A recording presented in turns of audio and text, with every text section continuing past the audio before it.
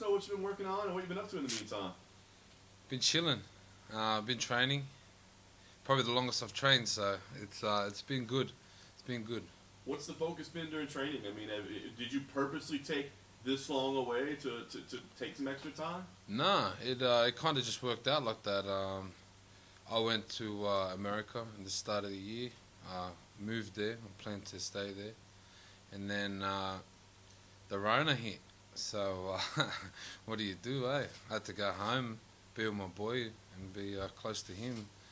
And then just fights didn't fall through and kept going, and then now we're here. So I think it might have been a blessing and a curse. Well, I was going to say, I mean, sometimes we hear like that's the time you get better, right? Is when you don't have a training camp, you're not preparing for an opponent, you're just training. Do you feel like you've been able to do that, or is the pandemic made it tough? I've been switched on.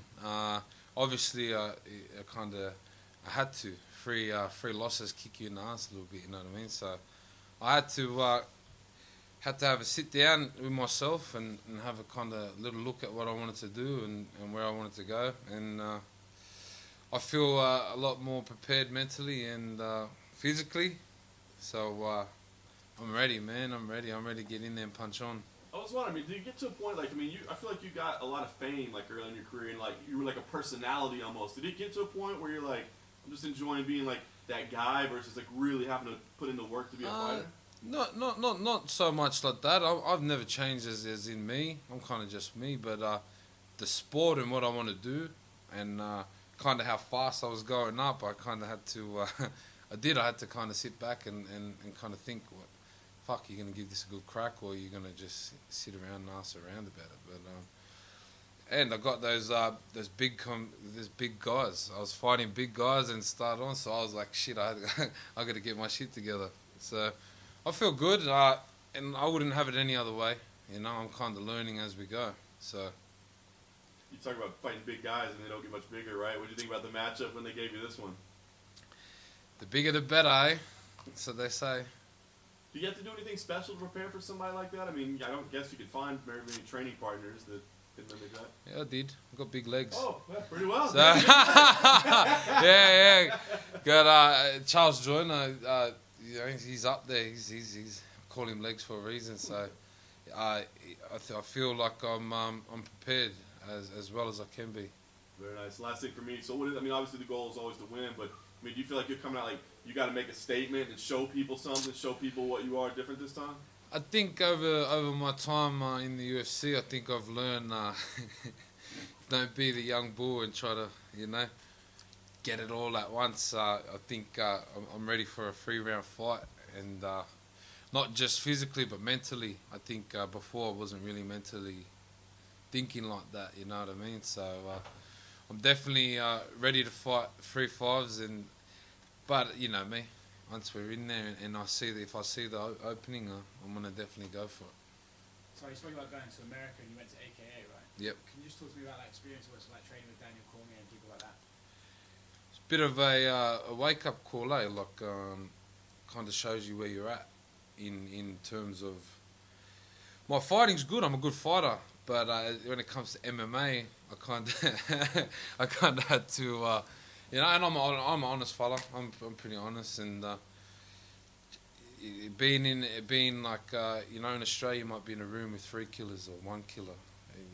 Walking in a room with 100 of them, it opens your eyes, and it kind of gives you a benchmark of where you're at. So, but to be offered and to be welcomed as I did at AKA by DC and by Harv and by the boys, couldn't ask for anything better, So.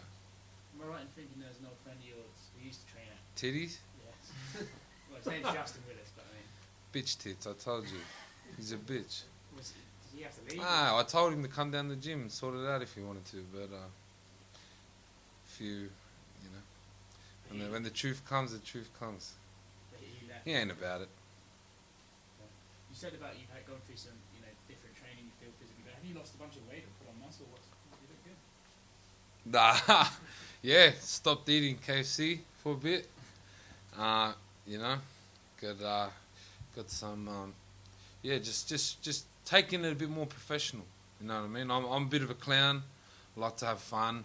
I like to get on the piss, as you do. But like I said, 3 losses will kick anyone in the ass, you know. So and that's where I had to be honest with myself, and I don't want to lose again, man. I'm not a loser. So. When you talked about going to the gym and seeing 100 killers in a room, that could, I think, if you especially going back with a couple of losses, that could either motivate you to try and get better, or maybe even say to you like, "Fuck, I'm never going to get to that level." What did it do for I'm you? a killer, so that's what I am a killer, so that's what I do, and just to be around those guys, it makes you want to be better at doing what you're doing. And look who it is. It's it ain't just it ain't no titties. It's DC and you know, and Cain Velasquez. These guys are guys I looked up to and real killers. So it motivated me. Yeah, it didn't shy me away for sure. That's for sure. I'm keen to go back, and I'm keen to learn. You know, these guys have wrestled their whole lives. We punch on our whole lives in Australia, but we don't get to wrestle and get amongst it like they do. The last thing for me, obviously, your personality is well known. Cormier is a bit of a joker himself. What was the vibe like actually in the gym? Well, that was the thing, you know. He welcomed me, and we kick it good. So we're both clowns. We're both loud. We both talk shit. We're good for each other. Tai, on Saturday, how close were you to doing a Shoey when the Panthers got through to the grand final? I'm switched on. But this week is the grand final. And when we win that, and when I win my fight, Shoey's all around.